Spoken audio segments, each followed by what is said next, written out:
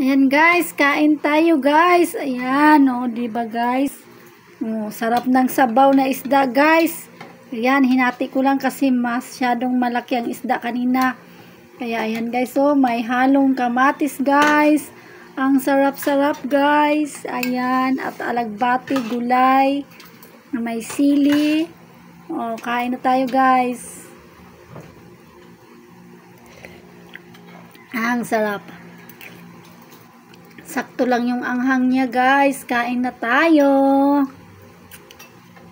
Yan, higop tayo ng sabaw. Yummy, yummy. Kain na tayo. Almusal guys. Sarap ng ulam. Sabaw. Na isda. Yan, sabay tayong kumain guys.